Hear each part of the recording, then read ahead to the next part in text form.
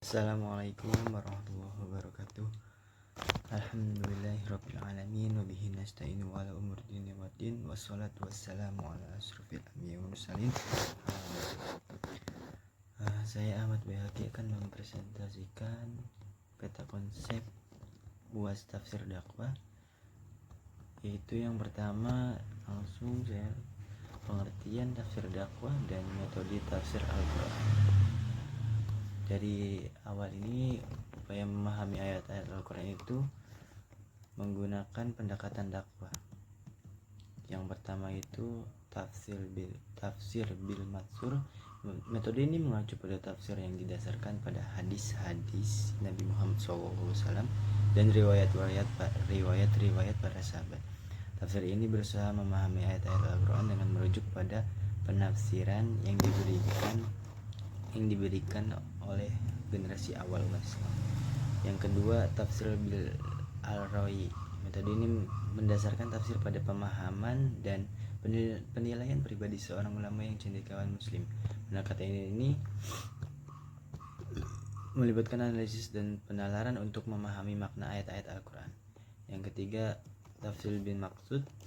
Metode ini berfokus pada pemahaman maksud dari tujuan di balik ayat-ayat Al-Quran. Melalui analisis konteks dan tujuan Al-Quran menyampaikan pesan-pesan agama, metode ini mencoba mengungkapkan makna yang diinginkan oleh Allah dalam ayat tersebut. Yang keempat itu tafsir bil al-ijtihad. Metode ini mengacu pada upaya penafsiran Al-Quran yang dilakukan dengan menggunakan ijtihad, yaitu upaya penalaran berdasarkan dalil-dalil agama.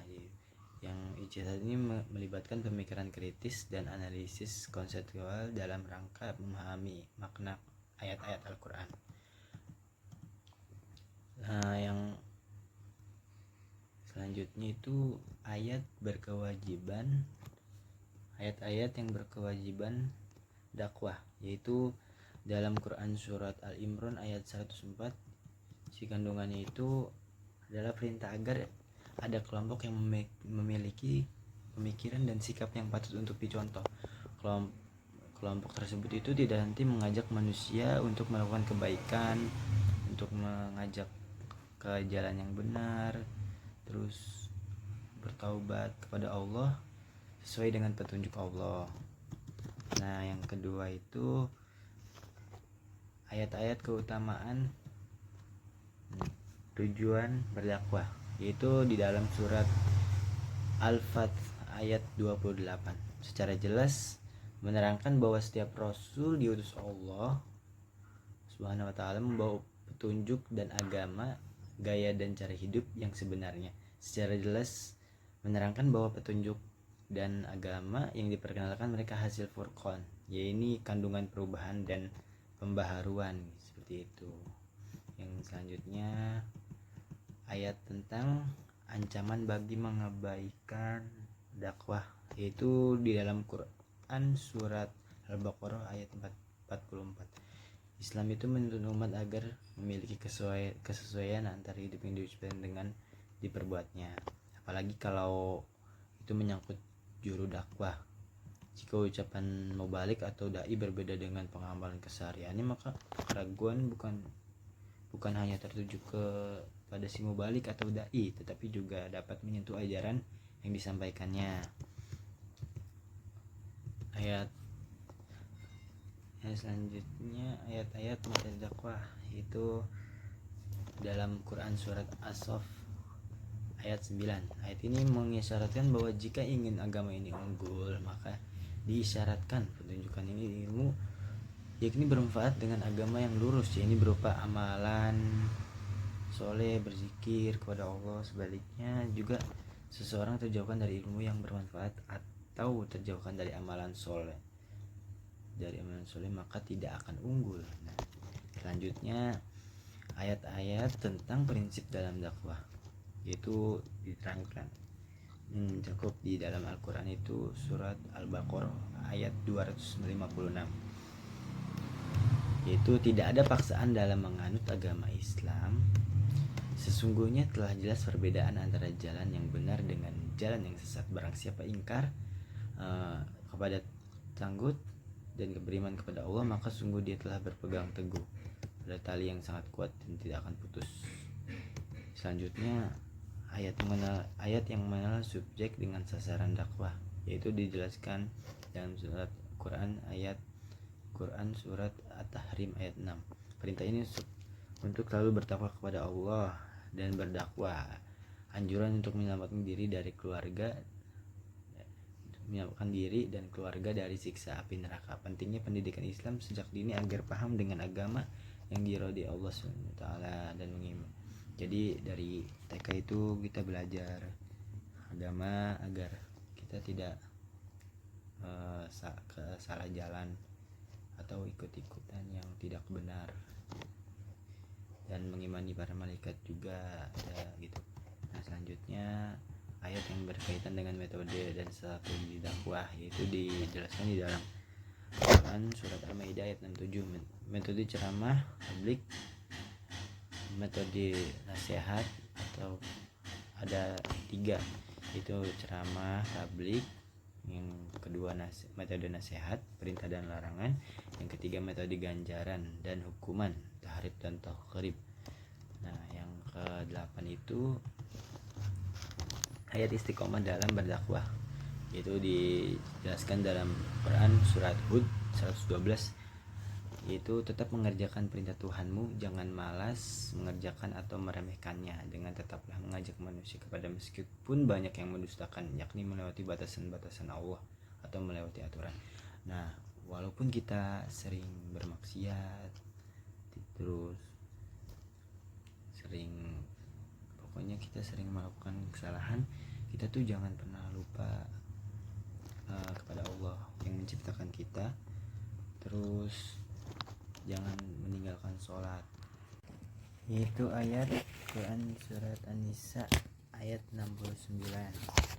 Jika kamu mentaati perintah Allah dan Rasulnya, kamu akan tinggal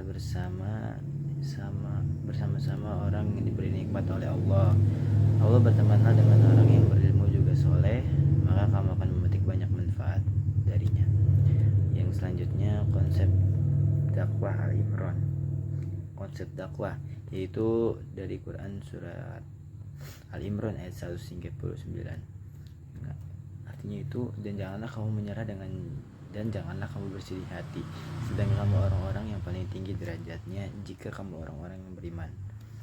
Nah, ayat ini merupakan bagian dari nasihat yang berbicara tentang keberanian dan keberhasilan dengan menghadapi tantangan dan musibah, perjuangan menuju jalan Allah. Ayat ini memberikan penghiburan kepada umat Islam agar tidak menyerah dan tidak bersedih hati dalam menghadapi berbagai kesulitan dan ujian. Allah mengingatkan bahwa mereka adalah orang-orang yang memiliki kedudukan yang tinggi dan istimewa di sisinya jika mereka benar-benar beriman. Nah, dalam konteks ini yang lebih luas, ayat ini mengajarkan pentingnya sabar dari kesulitan, terus kita